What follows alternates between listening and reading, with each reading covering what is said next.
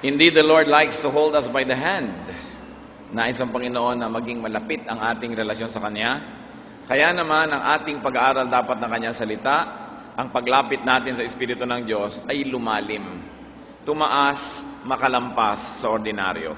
Ang ating pong pag-aaral ngayon, pinamagatan natin, Beyond the Surface.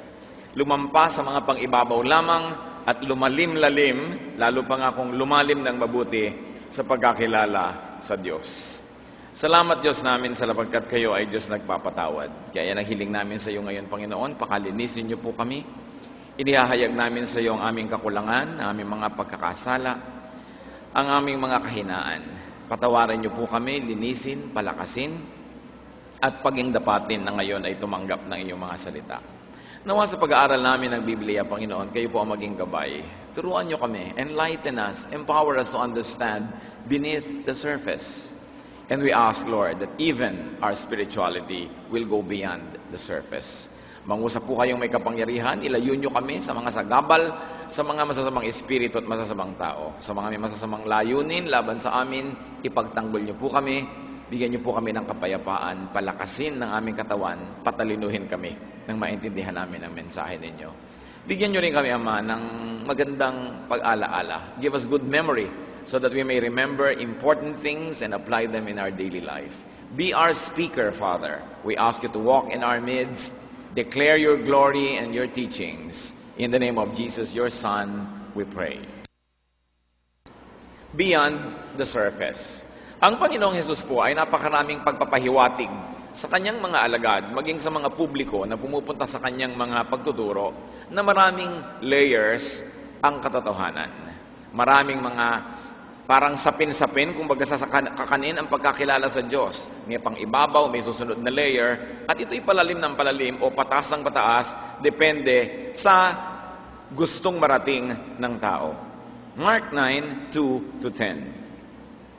6 days later, Jesus took with him Peter and James and John and led them up a high mountain apart by themselves. So ang Panginoong Hesus po, hiniwalay yung tatlong lagi niyang mahilig na mga kasama.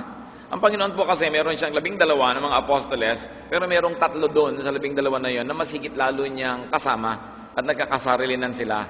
Matapos yung 12 yon, meron pang 72 na kasama, at tapos may 120 hanggang padami ng padami.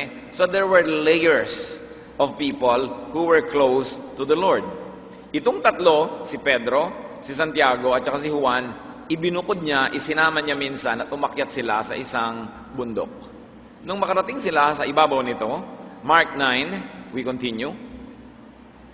And he was transfigured before them, and his clothes became dazzling white, such as no one on earth could bleach them.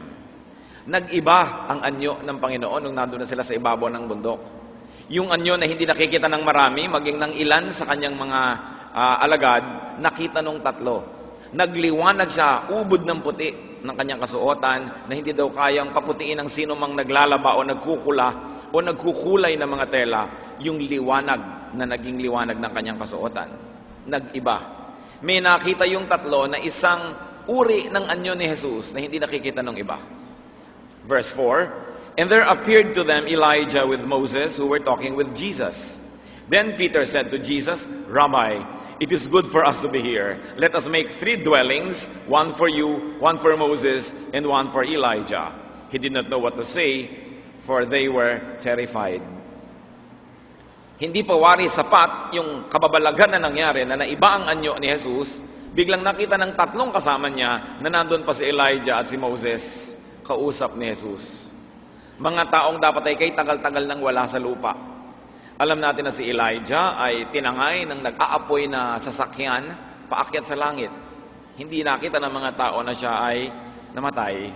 Siya ay dinala doon sa kaitaas-taasan sa kanyang kung ano ang itsura niya. He did not have to die to be carried unto the heavens. At si Moses, bagamat namatay, ay walang nakakita ng kanyang bangkay. Inaagaw nga ni Satanas ang bangkay na ito, kung ano man ang gusto niyang gawin, subalit ito ay tinago ng Diyos. So nandun si Moses at si Elijah na magiging representative ng law and the prophets. Moses for the law, Elijah for the prophets. Isang napakagandang talinghaga. At sila ay nakikipag-usap kay Jesus, nawari baga sila ay magkakapanahon Sa bagay, ang Panginoong Hesus ay nauna pa sa kanila. Subalit kitang-kita dito yung paglampas sa panahon at sa espasyo ng mga banal na mga taong ito. They were spaceless, they were timeless, they couldn't be contained by time nor space.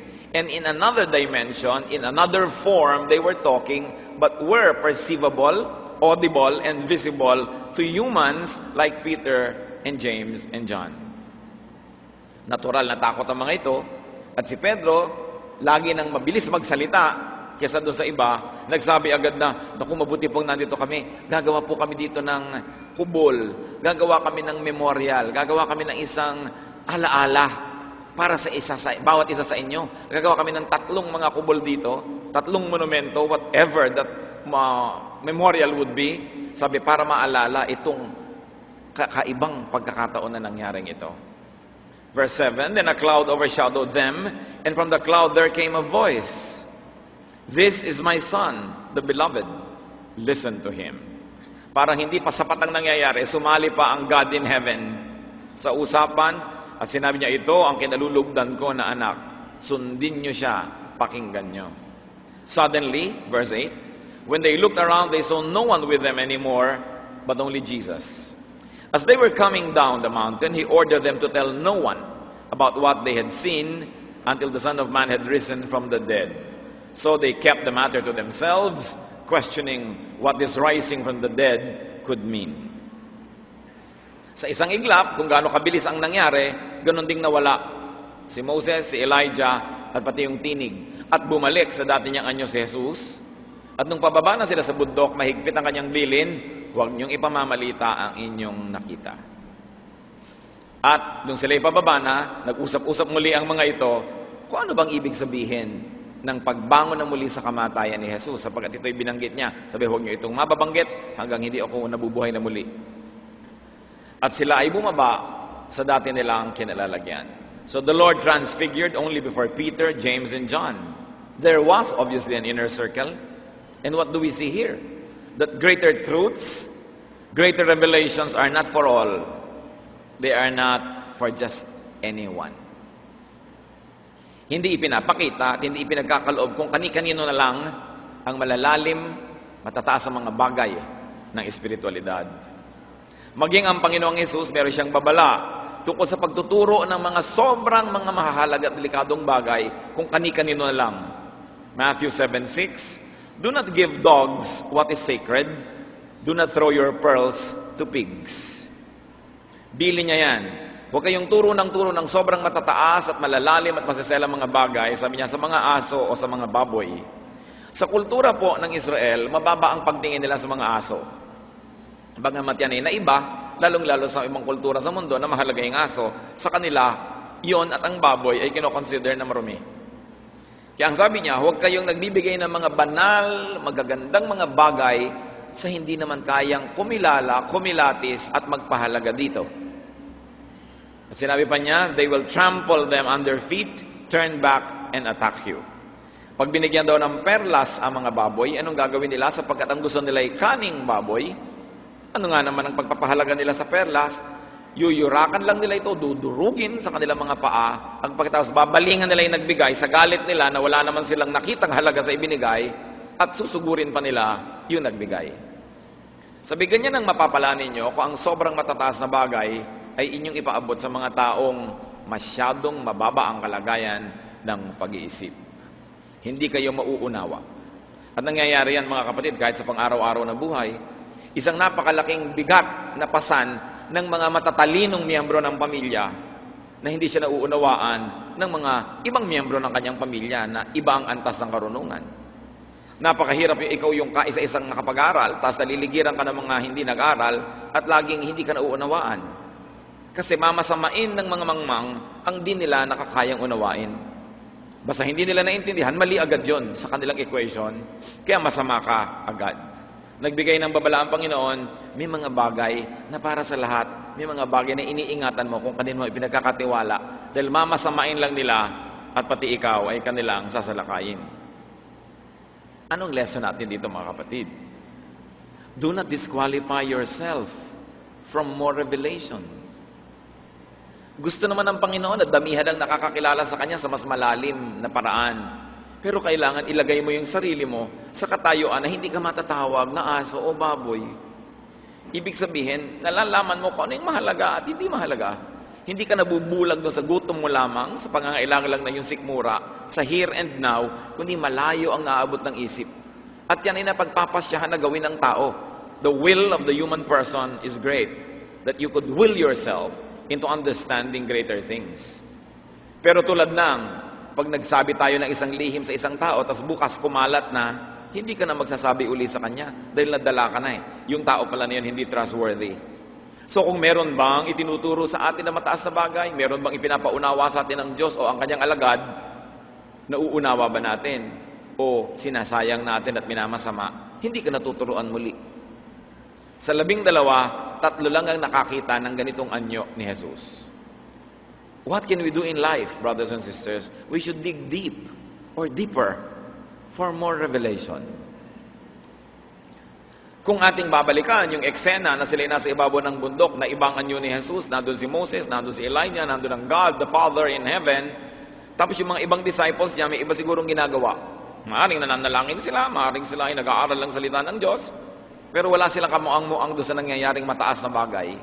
At lalo naman yung mga taong angaw-angaw na taong kanilang pinapakain, pinaghihimalaan, tinuturuan, mas lalong walang kaalam-alam. At lalo namang walang kaalam-alam yung mga taong hindi umaattend sa mga gathering nila. So ang daming level ng pagkakakilala sa Diyos. Ang daming level ng pagkakaalam ng mga katuruan at pagpapakilala ni Jesus sa tao. Ang magandang ambisyonin ng bawat isa, matupad yung sinasabi sa Biblia that we are changed from glory to glory. That we become more and more like Jesus. And how can that happen? It is by the changing of our minds. Kung may bahagi na physical ang ating katawan, kung saan tayo maaring maging katulad ng Diyos, kung saan maaring magpakilala ang Diyos at matularan natin ang Diyos, iyon ay hindi sa ating kuko, hindi sa ating ilong, hindi sa ating anit, kundi yun ay sa ating isip at sa pag-iisip. Sapagkat kung merong malayong mararating ang tao, yun ay ang nararating ng kanyang isip. Ipinagmamalaki natin na ang tao nakarating na sa buwan, ilan na naman yung nakarating na yun? Sa 6 na bilyong tao sa planeta, ilan yung nakatungtong sa buwan? At pag tinignan natin yung mga graphic representations, mga drawing ng heavenly bodies, ang lapit-lapit naman ng buwan sa Earth. Pag kinumpira mo kung gaano kalayo yung Pluto, o kung gaano kalayo yung mga iba pang mga galaxies. No? Lalong-lalo kung nanonood ka ng Star Wars, pero pang lalayo talaga. So ang lapit ng narating, ipinagyayabang na natin. Pero kung meron talagang makakarating sa pinakamalayo, yun ang ating isip. Ang problema, mga kapatid, marami sa ating isip ay bilanggo, nakakulong sa kamangmangan. Most of the brains of people are imprisoned in ignorance, by our biases, even by religious frames that contain our thoughts and prohibit us from thinking beyond the frames drawn by religious leaders. Makitid ang pag-iisip, bagamat napakalaki ng pwedeng marating. Sinasabi din ng mga scientists, ng mga neurologists, mga nag-aaral ng human brain, wala pa daw 10% ng capacity ng utak ang ginagamit talaga ng tao. At doon sa 10% na yon, higit lalong maraming tao ang mas konti pa ang ginagamit. Tamad mag-isip, ayaw nang mag-aral, ayaw nang buksan ng isip, ayaw nang makarinig ng hindi nauunawaan. Ayaw nang mag-develop ng ibang habits. Gusto laging araw-araw, ganun. Pag itong kinain, ganun. Alas 12 ng tanghali, magla-lunch. Walang pwedeng ibahin. Nakulong nang nakulong ang pag-iisip ng tao. But there are so many great truths to be learned as we can see from this experience. Hindi nyo ba pinapangarap na makilala si Jesus sa mas malalim, mas mataas na paraan? Maaring hindi katulad nung naranasan ng 3, pero siguradong marami pang ibang paraan ng pagpapakilala ang Panginoon. Hindi siya mauubusan ng paraan. Pero ang tanong, makikilala ba natin siya? Kung ang Panginoon ba'y lumabas at kumausap sa'yo, mararamdaman mo bang siya yon? Pag may dumarating bang masasamang espiritu at nagbubulong sa'yo ng kung ano-ano mga ideya, malalaman mo bang masamang espiritu yan o susunod ka at malilito? Kailangan tumalas pa ang ating pagkakilala, pagkita, pagtingin, pakikinig sa mga espiritual na bagay. Isang halimbawa, sabi sa Luke 8:9-10, His disciples asked him what this parable meant. He said, the knowledge of the secrets of the kingdom of God has been given to you, but to others I speak in parables, so that though seeing they may not see, though hearing they may not understand. Madalas magturo ang Panginoon, at pag nakita niya na may mga taong kontrabida, naghahanap lang ng butas para siya maidemanda, para siya magawa ng gulo, bigla siyang nagpapalit ng paraan ng pagtuturo, ginagawa niyang parables, mga talinghaga. Hindi naman naiintindihan ng mga tao. Merong mga mangilan-ngilan, pagkatapos niya magturo, susundan pa siya. Teacher, ano pong ibig sabihin ng tinuro niyo? At sasabihin niya, ganito yan, itong ibig sabihin. At yan yung konteksto ng binasa natin. Sabi, marami dyan, nagdudunong-dunungan, nakala nila, nadinig na nila, hindi naman sila nagtatanong, hindi nila naintindihan. Pero kayo na nagsasaliksik pa, uwian na yung iba, nandito pa kayo at nagtatanong pa, gagantimpalaan ko kayo. Sasabihin ko sa inyo, ang malalalim at mahihiwagang katuruan na nasa likod ng mga ikinuwento ko. At pagkatapos bibigyan sila ng Diyos ng susi para maintindihan at mabuksan yung nakasarang pinto na yon ng karunungan. You've got to invest time to know God more. Like Nicodemus. Nicodemus went to Jesus at night. Kung kailan wala na siyang trabaho at kung kailan wala na rin masyadong pinagkakaabalahan ng Panginoon para makipanayam. There was a very thorough personal interview with Jesus. At doon natin nadinig yung sabi ng Panginoon, you must be born again. At napag-usapan na yung malalim na bagay na yan. Dahil si Nicodemus, naghanap pa. Hindi siya kontento lang sa mga nadidinig na mga katuruan na lumilipad-lipad sa hangin. Gusto niya, madinig talaga mula kay Jesus at makapagtanong siya. Siya ay nabiyayaan na makarinig ng malalim na bagay. Psalm 92 verses 5 to 6. How great are your works, O Lord! How profound your thoughts! The senseless man does not know. Fools do not understand. Kahanga-hanga daw ang gawa ng Panginoon at napakalalim ng kanyang isip. Sino makakapagsabi na napakalalim ng isip ng Diyos? Yun lang nakalusong sa lalim na yun. Hindi mo pwedeng masabing malalim ang isang bahagi ng tubig kung hindi mo naarok. If you have not plumbed the depths of any body of water, you will not have any idea how deep it is.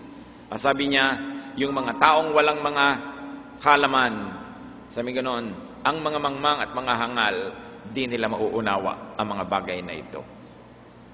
Kung merong isang matayog na ambisyon, dapat ang tao, yung siya'y makagraduate sa pagiging mangmang. Siya ay makagraduate sa pagiging fool according to the standard of the Bible, to be able to plumb the mysteries of God's Word, to go deeper. Psalm 1:2, on His law He meditates day and night. Yan daw ang ginagawa ng isang taong magagantimpalaan. Minumuni-muni, binubulay-bulay niya. Pinag-aaralan, sinusuri, pinag-iisipan ang mga utos at katuruan ng Diyos. Hindi lang kung ano yung marinig, yun na sinusuri, pinag-aaralan.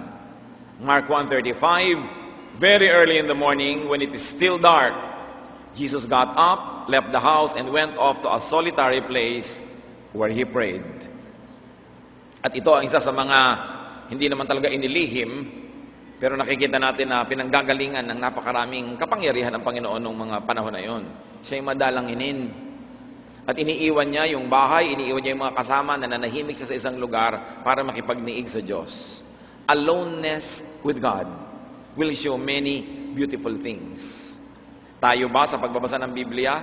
Nagbabasa tayo sabay-sabay ngayon, pero nagbabasa ba kayo mag-isa? Nagbubulay-bulay, nag-iisip-isip?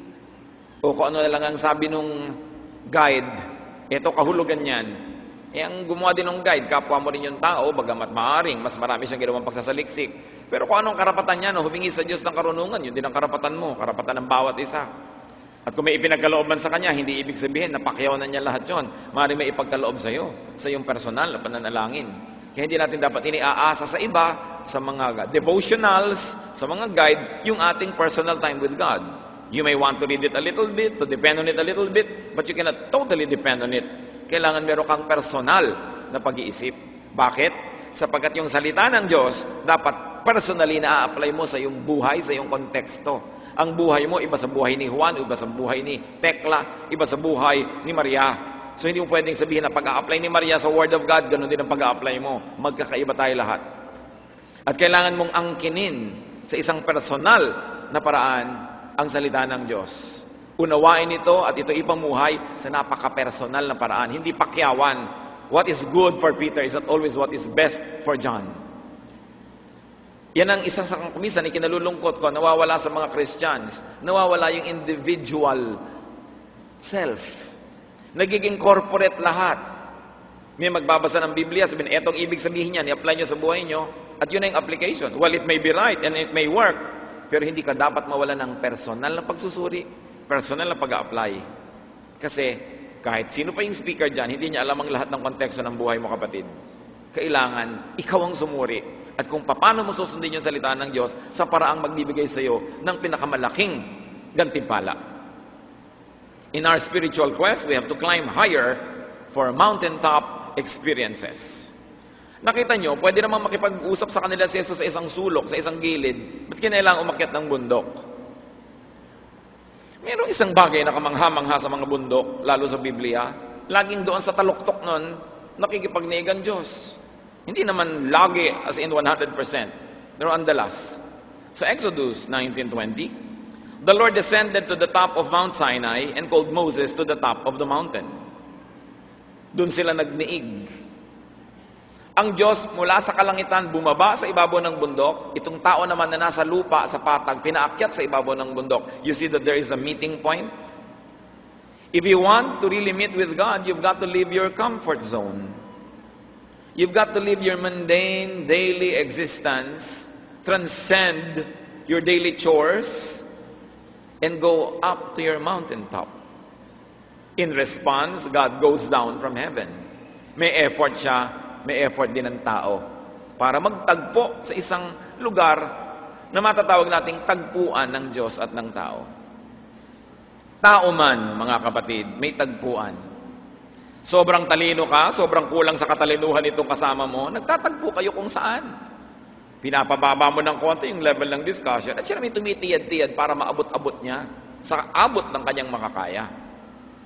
Gusto ng asawa mo, ubod ng lamig na aircon, gusto mo naman ubod ng init, nagmi-meet kayo sa gitna. Pareho siguro kayong hindi kontentong-kontento, pero pareho naman kayong may inuuwing kahit konting kakontentohan. Kasi kung gusto mo ikaw na lang ang makontento at siya hindi, naghihiwalay kayo ng kwarto. Mamaya maghihiwalay na kayo ng buhay. Magkaibigan man, may meeting point. Merong isang bumababa, merong isang tumataas para magtagpo. Hindi pwedeng isa lang ang gagawa nun. Kailangan pareho. Sa tao at sa Diyos, totoo yun. Nung umakyat si Moses sa ibabaw ng bundok, pag uwi niya, naiba siya. Exodus 34:29-30. When Moses came down from Mount Sinai with the 2 tablets of the testimony in his hands, he was not aware that his face was radiant because he had spoken with the Lord.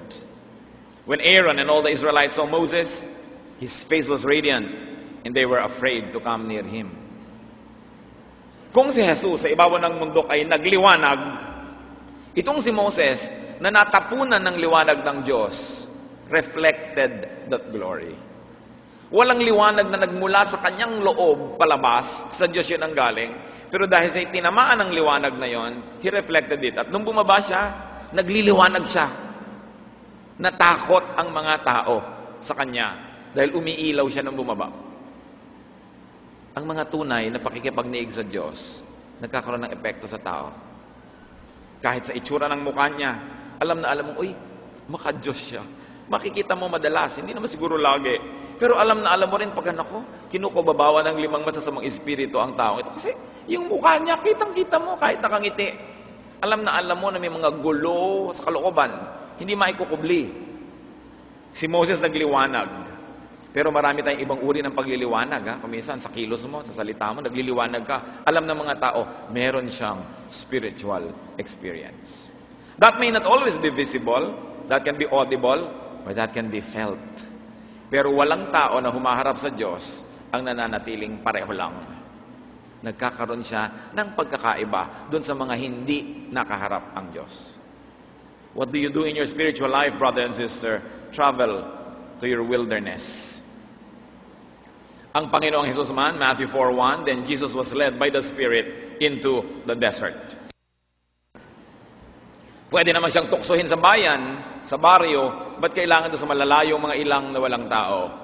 Merong kamanghamanghang nangyayari pag tayo'y nawawalay kahit man lang sandali sa ating daily chores, sa ating daily schedules. Kaya may mga nagre-retreat, merong mga lumalayo sandali, 1-2 araw, mananalangin kung saan, meron talagang nangyayari. What is important is to go high, to go far away from the crowd. Hindi naman yan physical. Baka naman bukas, wala kayo lahat, nasa ibabaw na kayo ng mga bundok. Hinahanap nyo doon ng Diyos. Pwede ka na mag-aeroplano, nalampasan mo pa yung bundok ngayon. Pero hindi yun eh. Symbol lang yun. Ibig sabihin, ang tao umaangat mula sa mababang kalagayan, nagsisikap, nag-exert ng effort para hanapin ng Diyos. And God rewards that. It's not really in a physical place. Kaya iba masyado namang literal, kailangan magpe-pray pa ako sa mountaintop. Kailangan ko pa talaga ng prayer mountain para mag-pray. Paano kung walang mountain? No? Paano ka magpe-pray? That mountain can be physical. And when you can do it and it helps you, why not? But more than that, that mountain is in the heart. Like all realities are in the heart. Like it is also in the heart that one can cry without tears. It is only in the heart that one can truly love or even hate. So that mountain is in our hearts. Akyatin mo yung bundok na yon, ano man ang kahulugan nun sa'yo, para makipagtagpo ka sa Diyos at makilala mo siya sa mas mataas na paraan. Great truths are rarely found where the crowds go, where the crowds are. Sabi nga ni Jesus, beware of the wide gate. Maraming pumupunta doon. Wala doon ang real thing. Kailangan matuto ka na humiwalay sa karamihan kahit paminsan-minsan lang para maghanap ka ng ibang uri naman ng katotohanan. Find God in solitude, in separation from the world. Kaya yung mga nagkakaroon ng karamdaman, halimbawa, nagkaroon ka ng isang uri ng karamdaman, kahit may mga bisita ka, pinagpe-pray ka, hinahawakan ng kamay mo, dinadalang ka ng prutas, madalas nararamdaman ng may sakit, nag-iisa siya. Kasi siya lang naman ang nakakaranas ng nararamdaman niya eh. Kaya yung ganyang uri ng panahon, mga kapatid, meron kayong karamdaman, nakakaiba, you feel alone, samantalahin nyo to be alone with God. That can also be your mountaintop experience when you are separated from everybody else so that you have no other choice but God. That you have no other companion but God. Kahit may kasama ka sa ospital, pag ipinapasok ka doon sa CT scan, mag-isa ka naman pumapasok doon eh. Pag uoperahan ka, kahit ang daming mga tao doon naghihintay sa'yo para kabatiin, ipanalangin, alam mong ikaw lang ang papatulugin, alam mong ikaw lang ang malalagay doon sa operating table. Ang mga pag-iisa na yan, sa halip nating ikalungkot, alam ang uri ng pag-iisa, nakulong ka halimbawa, napahiwalay ka, nagtrabaho ka sa ibang bansa, napag-isa ka, samantalahin. Turn it into something beautiful because now you have no choice but to be alone with God. And probably you were even forced by circumstance because in your otherwise freer days and freer circumstance, you don't find aloneness with God. Hanapin. Hindi lahat ng pag-iisa ay kailangan punuin ng entertainment. Hindi lahat ng pangungulila at kalungkutan ay kailangan punuin ng mga nagpapasaya. Karamihan, yung kalungkutan natin at pag-iisa ang naglalayo sa atin sa pang-araw-araw na buhay. At yun ay isang hakbang na patungo sa pakikipagniig sa Diyos. Don't feel bad about it too much. Find the good in it and be alone with God. And who knows, Jesus might transfigure before you when you search for Him, when you're close to Him. Jesus' transfiguration can also mean that there was so much more in Jesus, which gives us a clue that there is so much more in God, in spirituality, than meet the eyes. Marami pa. Yang Biblia, minsan sabi niyo, sa ulo ko na to, 20 taon, 30 taon ko na binabasa, marami pa yan. Marami pa yan. The same teaching, go back to it 5 years later, ang daming bagong mabubuksan sa inyong isip. Kung lumago ang isip.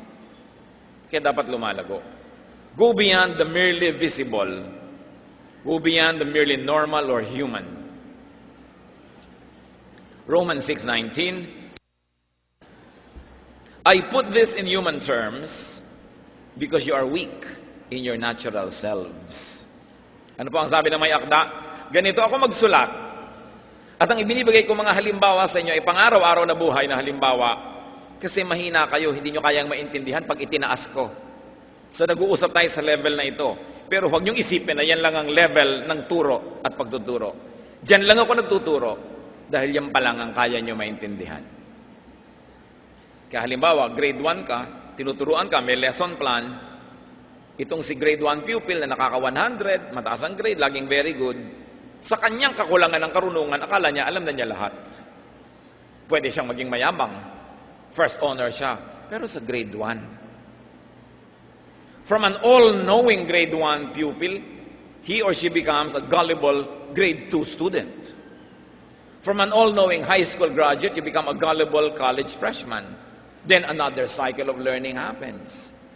Gagraduate ka ngayon ng college, akala mo, alam mo na lahat. Hanggang nag-masters ka, na nalaman mong, kamang-mangan lang pala yung mga nalaman mo ng college, ang liit lang. Hanggang nag-PhD ka, hanggang nag-post-PhD ka, habang lumalalim ang pag-unawa mo sa karunungan, lalo mong nare-realize, nung araw di ka naman talaga marunong, akala mo lang. So, ganun din sa spiritual life.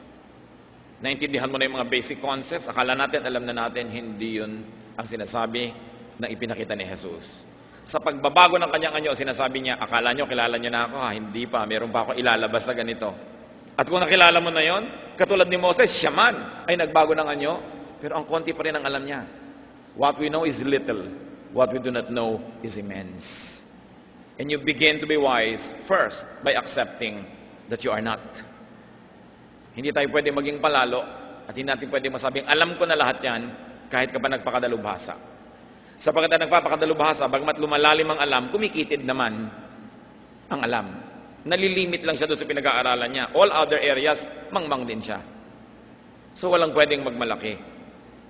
Sa John 16 verse 12, sabi ng Panginoon mismo, I have much more to say to you, more than you can now bear. Sabi niya, marami pa dapat akong ituturo sa inyo pero yan na lang muna ngayon, kasi yan pa lang ang kaya nyo. Nakita natin dito, sa nangyari kay Jesus, that Jesus was time-free and space-free. Yung limitasyon ng tao, time, at limitasyon ng tao, space, nalampasan niya At sabi niya, where I am, you can be also. In other words, ang tao that's very highly spiritually evolved can also transcend time and space.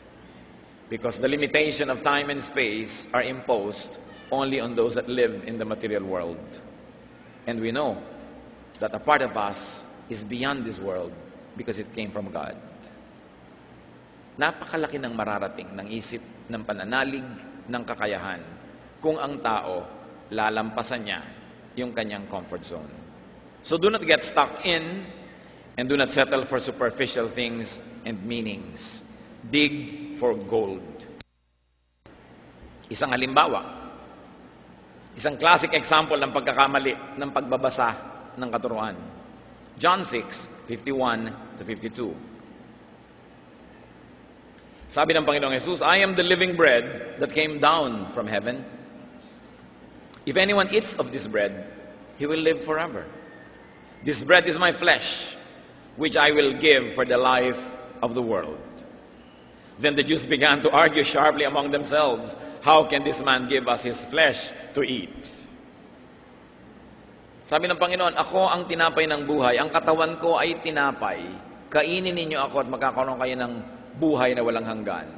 Ang nagtalo-talo yung mga tao, paano natin siya makakain? Paano natin siya lululunin? Paano naman maibibigay ng taong itong kanyang katawan para natin kainin? And you know that certain religious groups have literally taken this at talagang kinakain nila yung katawan ni Kristo. Sinabi nga sa Biblia na, hindi yan literal, alangan naman mo siyang kainin, ano tayo, cannibals. Pero, a branch of scholarship insists na kailangan mo siyang kainin dahil sinabi dito. Nakita niyo, sabi niya, hindi ganyan ang ibig ko sabihin. In scholarship, do not always settle for literal images and literal meanings. Ang Biblia ay sinulat sa isang Eastern language in the context of an Eastern culture that is always fond of exaggeration, fond of metaphors and symbolisms. Maraming sinasabi dyan, talinghaga. Parang yung isang alamat ng butiki na ikinukwento-kwento ng mga matanda sa pamilya namin nung araw. I remembered a few lines. Yung daw butiki, dati tao, alamat ito, baka naman gumawa kayo ng simbahan tungkol dito. itong taong ito ay minagustuhan na dalaga. Sabi naman doon ng dalaga sa kanya, kung ako'y mahal mo, no? Ito'y patunayan ngayon din. Puso ng ina mo sa akin ay dalhin. Yun ang mga lines. In other words, ilapit mo sa akin ang loob ng nanay mo dahil magiging biyanan ko siya. Niliteral nung tao, pinatay yung nanay, dinala yung puso doon sa babae. Kasi napaka-problematic minsan ng very literal reading, ha? And even in the Bible, it can apply.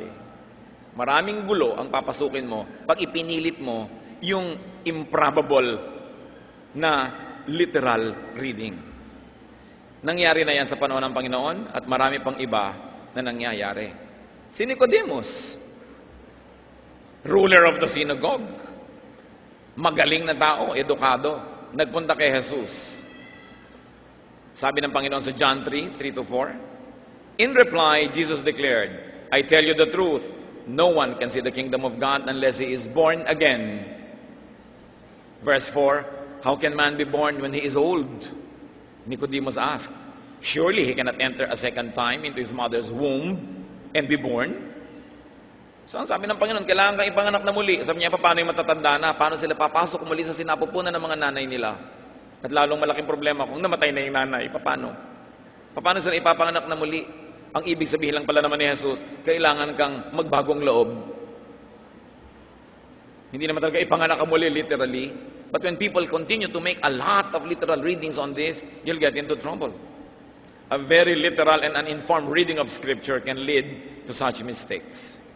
Now, nung nangyari na ang Panginoon ay nagpakita at nandun si Moses, nandun si Elijah, nalito na yung Pedro kung anong sasabihin niya, magpapagawa po ako ng mga kubol. Sa kalituhan niya, kung ano-ano i-volunteer niya na gagawin. Peter missed the point. Peter trivialized the higher significance of the event and brought the issue down to earthly levels. Kumbaga may balloon, sinundot mo ng aspile, naubos ang hangin.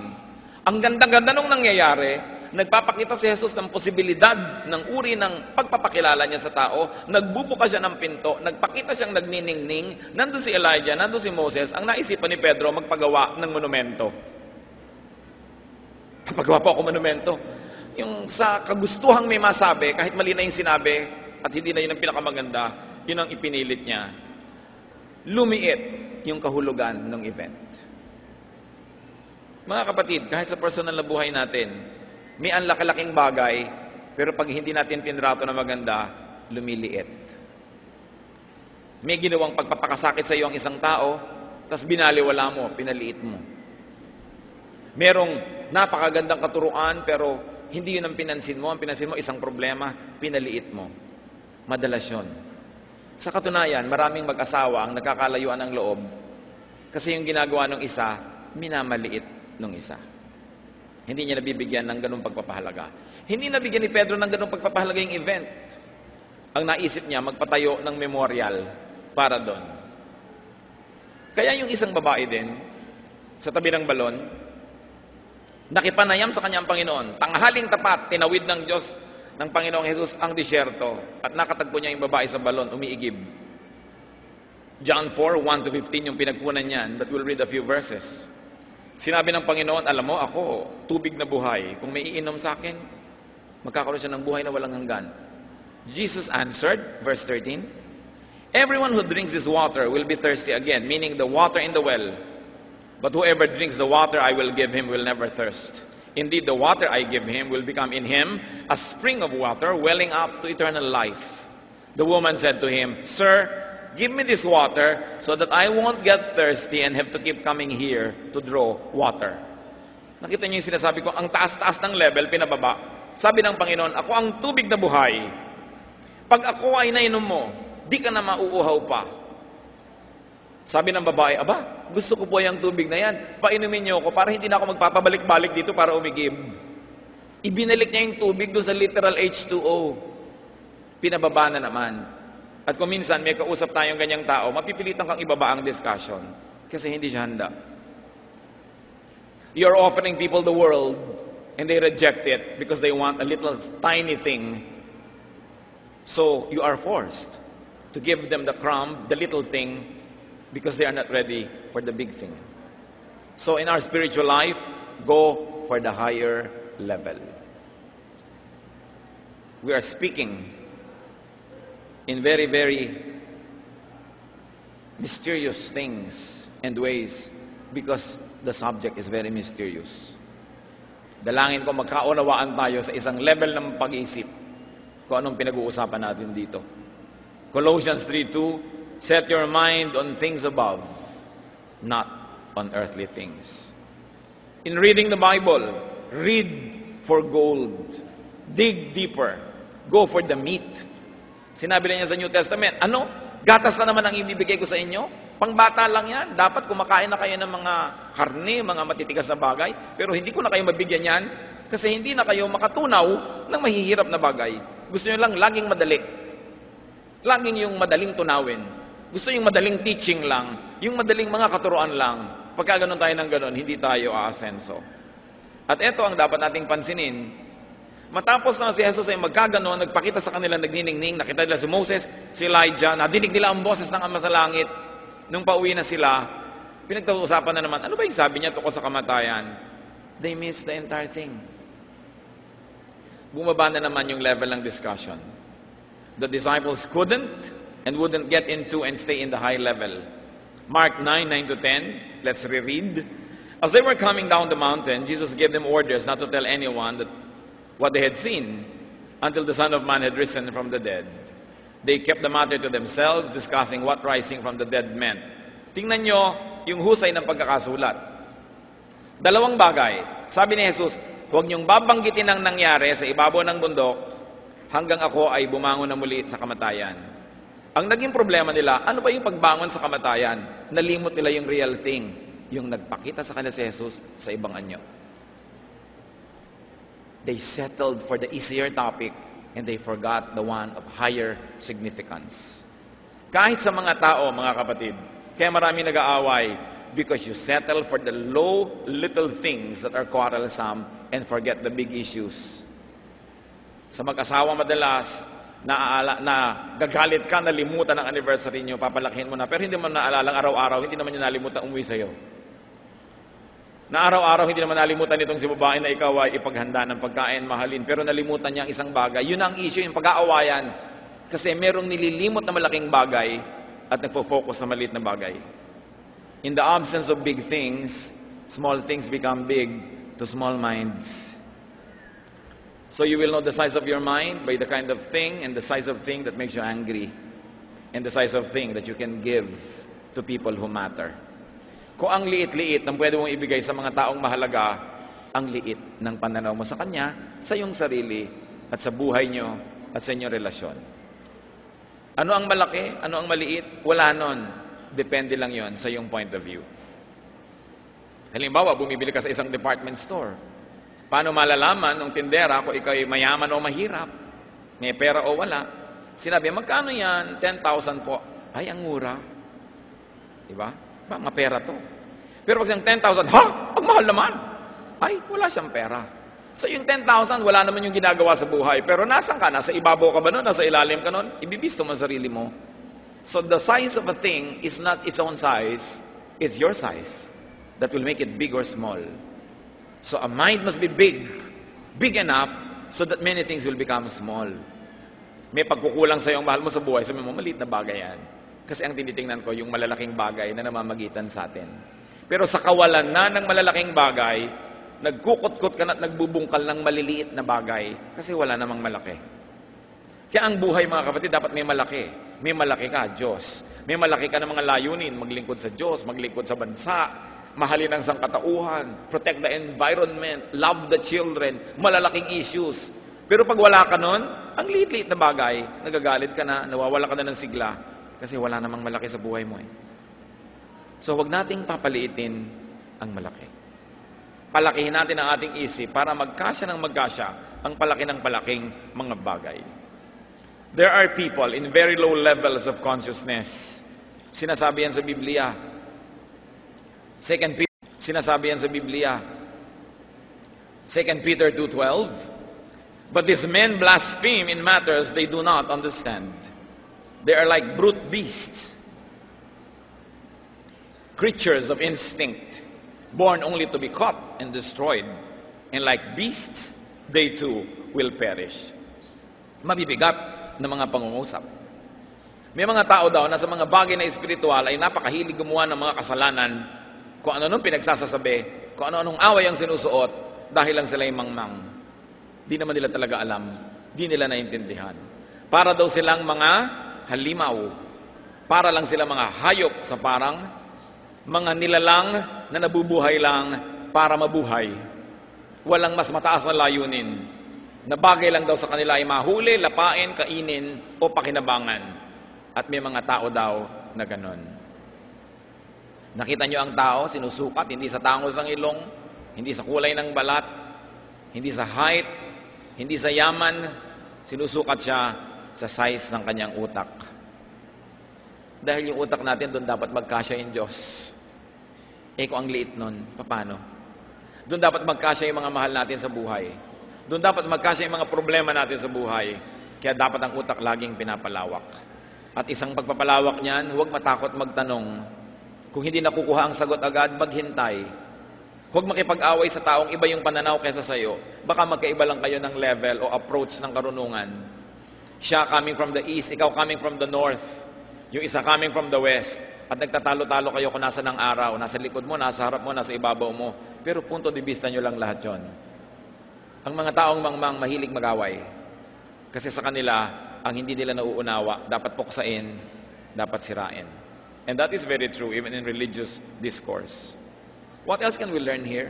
That being there, that presence, does not always equate with comprehension and appreciation of spiritual things. Nando na nga yung tatlo, pero marami pa rin sila na-miss. Tayo, umaaten ng church, baka marami din tayo na-miss. Lalo na nag-church na tayo, text pa kayo ng text dyan. Di ba?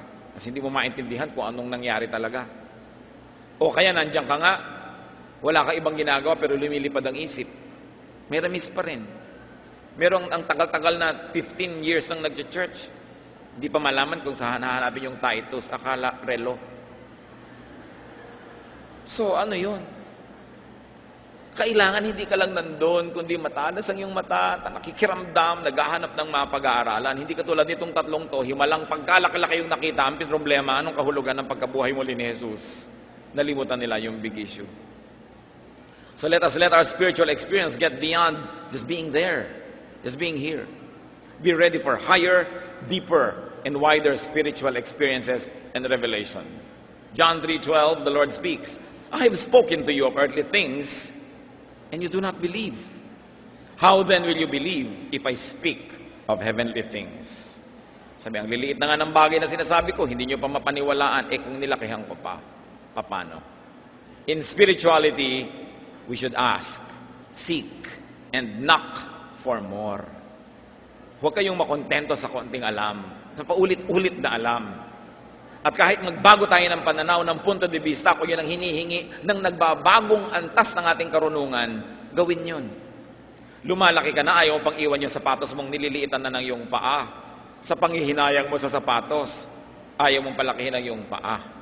Ganon din ang isip. Kumisan may mga doktrina na akala natin ganon. Pero matapos mong pag-aralan, ipanalangin, at ayan, kitang-kita mo naman sa iyong pangangatwiran na tamang magpalit ng pananaw tungkol dyan, palitan. Because our knowledge is imperfect, and our prophecy is imperfect. But when the perfect comes, the imperfect will pass away. Everything that we know is tentative. You cannot be dogmatic because our scholarship is limited. Pag naging dogmatic ka na, isinara mo na ang pinto sa ibang uri ng pag-aaral at pagbabasa, magsisimula na ang iyong kamangmangan.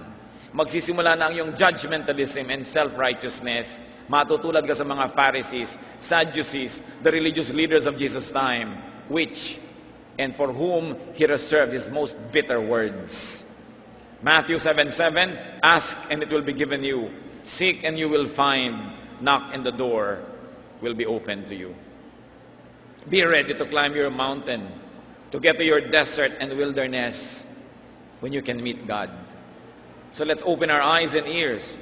Do not trivialize any big event or thing or thought. Do not dismiss anything you don't understand, but search for its meaning. Know Jesus more deeply. There is so much more in Jesus than we know. One of the frustrations of those who really study the Bible deeply is how to be able to communicate to people the great things they discover. Because when you give them to people, some of them can become like swine. They will trample upon the pearl, turn back, and attack you. Isa po sa mga hamon sa mga religious leaders, panatilihin na lang ba ang mga taong mangmang para maging sunod-sunuran na lang sila lagi? Panatilihin na lang ba sila sa comfort zone na alam nila para tahimik ang mundo? O stretch them, like the Lord says, stretch your tent curtains wide so that you can contain more blessings in it. Pero ang mga tao, we have to show our readiness to be stretched. We have to prove our readiness to be challenged unto higher mountains so that our leaders will take us by the hand. Kailangan nating ipakita na tayo man naghahanap ng katotohanan, handang maligalig paminsan-minsan habang nakakakita ng mga ibang bagay na hindi pa nakikita noon, sapagkat kailangan makakita ka ng maraming bagay para maunawaan ng Diyos. Nawa ito pong mga katuruan na ito, maging principle, maging policy natin sa mga darating na panahon ng pag-aaral, sa ating mga Bible studies, sa pakikinig ng mga mensahe, sa pagbabasa ng mga libro, always dig deeper. Don't stop at just what you see. Ang laki ng Diyos, hindi kayang ilagay sa isang libro lang, sa isang kahon lang, at yung mga taong handa, tulad nung tatlo, malapit sila sa Lord, nakita nila yon. Pero may kulang pa rin sa kanilang pagkalapit, pero at least, nakita nila yung hindi nakita ng iba. Hangarin natin na makilala pa natin si Jesus ng lampas sa kilala natin sa Sunday School, lampas sa nakikilala natin sa mga sinakulo, yung lampas sa nakikita natin sa TV, tinuturo ng mga pulpito, at handa ang Panginoon na magpakilala sa bawat isa. Sabi niya, ask and it will be given you, seek and you will find, knock and the door will be opened to you.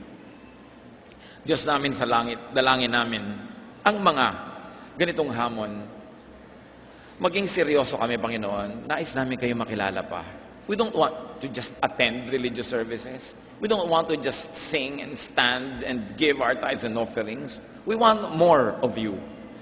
Gusto namin kayong makilala sa personal na paraan.